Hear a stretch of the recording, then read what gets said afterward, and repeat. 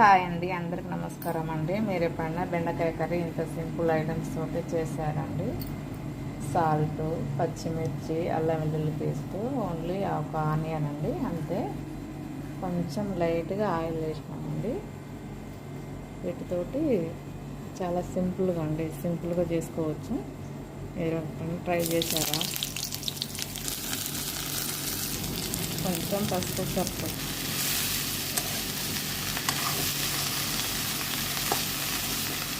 అంటే సింపుల్ ఇంకా అయితే సరిపోతుంది.